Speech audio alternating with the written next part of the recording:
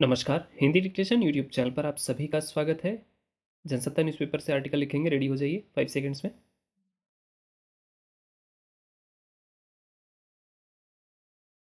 ऐतिहासिक धरोहरें सभ्यता और संस्कृति की जीवंत दस्तावेज होती हैं, जिन्हें देख, पढ़ और जानकर हम अतीत की धड़कती जिंदगियों के अनछुए पहलुओं, समय का आकलन, अवलोकन कर सकते हैं।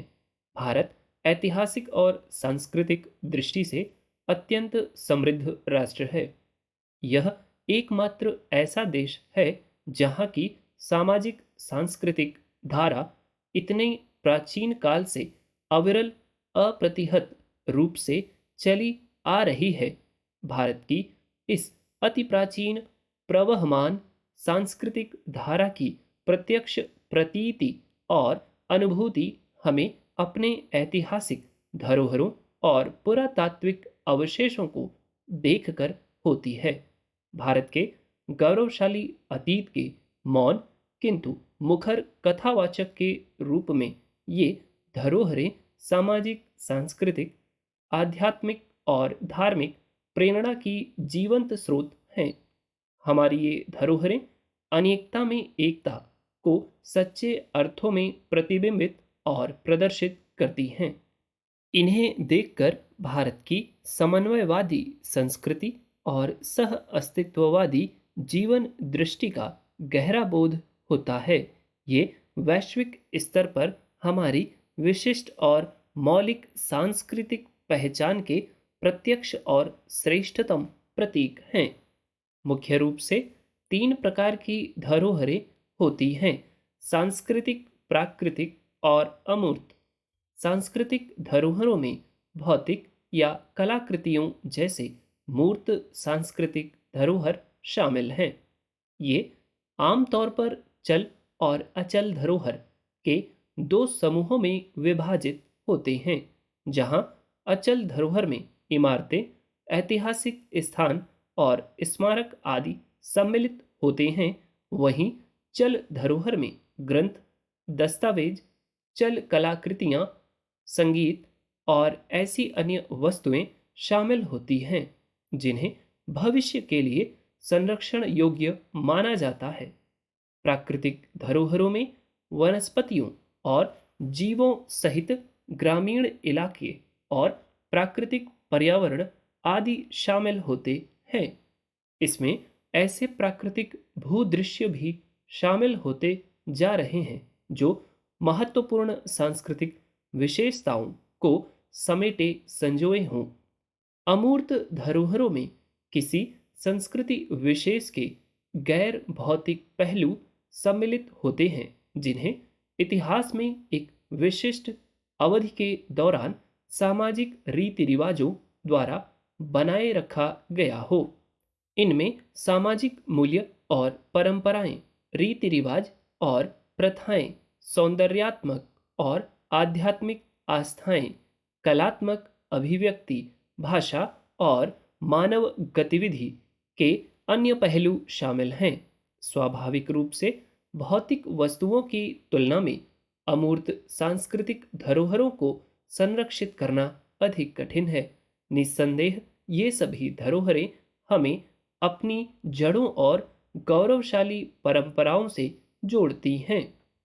इन्हें देखकर हम तत्कालीन सामाजिक, सांस्कृतिक, राजनीतिक, धार्मिक और आर्थिक स्थितियों तथा व्यवस्थाओं को सहज और यथार्थ अनुमान ही नहीं लगा सकते, बल्कि इन अवशेषों, अभिलेखों, इमारतों, स्मारकों, शिलालेखों आदि को देखकर हम सभ्यता के ज्ञात और उपलब्ध इतिहास के भी पार झांक सकते हैं।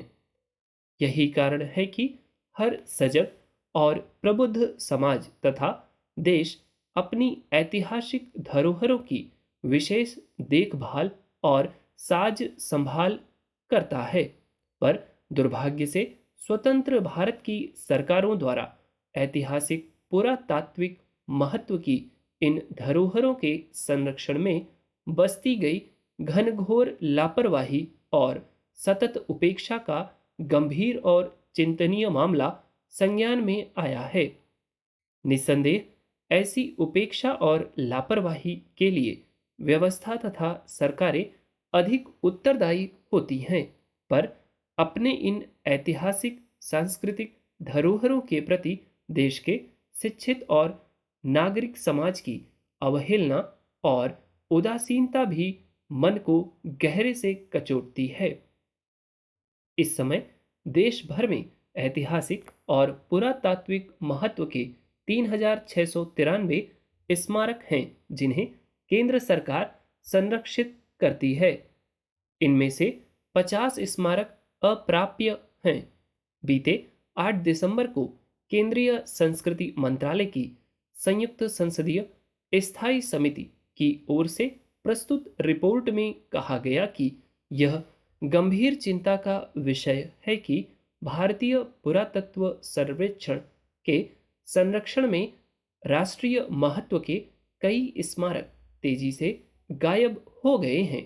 ये स्मारक शहरीकरण, जलाशयों और बांधों के पानी में जलमग्न होने के कारण खो गए हैं। वहीं कुछ स्मारकों का जगह नहीं मिलने और घने जंगलों में उन्हें खोज न पाने की वजह से भी वे गायब हो गए हैं। इन लापता स्मारकों में 11 उत्तर प्रदेश के हैं। वहीं दिल्ली और हरियाणा के दो दो स्मारक लापता हैं। इनके अलावा इस सूची में असम, पश्चिम बंगाल, अरुणाचल प्रदेश और उत्तराखंड के स्मारकों के भी नाम शामिल हैं। भारतीय पुरातत्व सर्वेक्षण विभाग के अनुसार इन स्मारकों में से 14 तेजी से शहरीकरण के कारण खो गए हैं। वहीं 12 जलाशयों या बांधों की वजह से पानी में डूब गए और बाकी 24 की जगह खोज पाना असंभव बताया गया है। अनुमान है कि या तो इनका अस्तित्व ही नहीं रहा या अतिक्रमण आदि के कारण इन्हें पहचान पाना संभव नहीं। इसी रिपोर्ट के अनुसार वर्ष 1930, 1940 और 1950 के दशक में बड़ी संख्या में संरक्षित स्मारकों की पहचान की गई थी, पर स्वतंत्रता के बाद उन्हें संरक्षित करने के बजाय नए स्मारकों की खोज पर ध्यान केंद्रित किया गया। इन रिपोर्ट के में भारतीय पुरातत्व सर्वेक्षण विभाग और संस्कृति मंत्रालय की विभिन्न संस्थाओं में खाली पड़े पदों की ओर भी संकेत किया गया है और उन पर गंभीर आपत्ति प्रकट की गई है। भारतीय पुरातत्व सर्वेक्षण विभाग के अधिकारियों का कहना है कि आजादी के बाद की सरकारों की प्राथमिकताएं स्वास्थ्य और विकास थी, इसलिए विरासत की घोर उपेक्षा की गई।